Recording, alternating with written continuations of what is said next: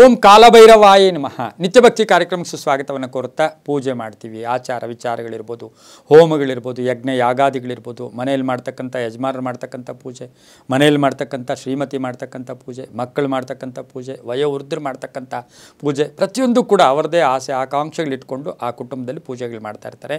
ಇವತ್ತಿನ ದಿವಸ ಶ್ರೀಮತಿ ಅಥವಾ ಹೆಂಡತಿಯ ಪೂಜೆ ಗಂಡನಿಗೆ ಫಲಿಸುತ್ತಾ ಅಂತಕ್ಕಂಥ ಒಂದು ಪ್ರಶ್ನೆ ಎಲ್ಲರಲ್ಲೂ ಉದ್ಭವಿಸುತ್ತೆ. ನನಗೆ ಎಷ್ಟೋ ಜನ ನನ್ನನ್ನು ಕೇಳ್ತಾ ಇರ್ತಾರೆ, ನಾನು ತುಂಬ ಪೂಜೆ ಮಾಡ್ತೀನಿ, ಆದರೆ ನಮ್ಮ ಗಂಡ ತುಂಬ ಕಷ್ಟಗಳಲ್ಲಿದ್ದಾರೆ.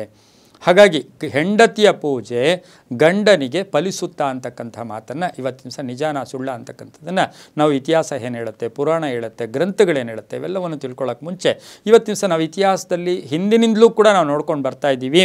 ಪುರಾಣಗಳಲ್ಲೂ ಕೂಡ ಇದೆ, ಗಂಡ ಏನೇ ಪೂಜೆ ಮಾಡಿದರೂ ಆ ಪೂಜೆಯ ಫಲ ಹೆಂಡತಿಗೆ ಅರ್ಧ ಭಾಗ ಹೋಗುತ್ತಾ ಇತ್ತು ಅಂತಕ್ಕಂಥದ್ದು, ಹೋಗುತ್ತೆ ಅಂತಕ್ಕಂಥದ್ದನ್ನು ಕೂಡ ನಾವು ಎಷ್ಟೋ ಹಿರಿಯರು ಹೇಳಿರ್ತಕ್ಕಂಥದ್ದನ್ನು ಕೂಡ ಕೇಳಿದ್ದೀವಿ. ಆದರೆ ಪಾಪಕೃತ್ಯಗಳು ಮಾತ್ರ ಹೆಂಡತಿಗೆ ಸಂಬಂಧ ಇಲ್ಲ. ಇದಕ್ಕೆ ಒಂದು ಸಣ್ಣ ನಾವೆಲ್ಲರೂ ಕೇಳಿ ತಿಳ್ಕೊಂಡಿರ್ತಕ್ಕಂಥ ಉದಾಹರಣೆ ಅಂತ ಹೇಳಿದ್ರೆ ನಾವು ವಾಲ್ಮೀಕಿಯ ಬಗ್ಗೆನೇ ಹೇಳ್ಬೋದು. ವಾಲ್ಮೀಕಿ ತಲೆಗಳನ್ನು ಕಡಿತಾ ಇದ್ದಂಥ ಸಂದರ್ಭದಲ್ಲಿ ನಾರದ ಮಹರ್ಷಿಗಳು ಬಂದು ಕೇಳಿದಾಗ, ಏನಪ್ಪ ನೀನು ಮಾಡ್ತಾ ಇರ್ತಕ್ಕಂಥ ಈ ಪಾಪಕೃತ್ಯಗಳು ನಿನ್ನ ಹೆಂಡತಿಗೂ ಸೇರುತ್ತಾ ಅಂದರೆ ಹೌದೌದು ಸೇರುತ್ತೆ ಅಂದಾಗ, ಹಾಗಾದರೆ ಸೇರಿದೋಂಗಿದ್ರೆ ಒಂದು ಸರಿ ಹೋಗಿ ಕೇಳ್ಕೊಂಬಪ್ಪ, ಆವಾಗ ನಾನೂ ನಿನಗೆ ನನ್ನ ಜೀವ ಕೊಡೋಕ್ಕೂ ತಯಾರಿದ್ದೀನಿ ಅಂದಾಗ ಆ ಒಂದು ವಾಲ್ಮೀಕಿ ಬಂದು ಹೆಂಡ್ತಿನ ಕೇಳಿದಾಗ, ಇಲ್ಲ ನೀನು ಎಷ್ಟು ಪುಣ್ಯ ಮಾಡ್ತೀಯೋ ಅದು ನನಗೆ ಸೇರುತ್ತೆ, ನೀನು ಮಾಡಿದ ಪಾಪ ನಿನಗೇ ಸೇರುತ್ತೆ ಅಂತಕ್ಕಂಥ ಮಾತನ್ನು ಹೇಳಿದಾಗ ಆತನು ಜಾಗೃತನಾಗಿ ಮತ್ತು ಮಹರ್ಷಿ ಕೂಡ ಆಗದಂಥ ಸಂದರ್ಭ ಇತಿಹಾಸದಲ್ಲಿದೆ. ಹೆಂಡತಿಯ ಮಾಡ್ತಕ್ಕಂಥ ಪೂಜೆಗಳು ಅಥವಾ ಗಂಡನು ಮಾಡ್ತಕ್ಕಂಥ ಪೂಜೆಗಳನ್ನು ನಾವು ನೋಡೋಕ್ಕೆ ಹೋದಾಗ ಅದೇ ರೀತಿಯಾಗಿ ಹೆಂಡತಿಯ ಅಂದರೆ ಸಹಧರ್ಮಚಾರಿಣಿ ಅಂತ ನಾವೇನು ಕರಿತೀವಿ,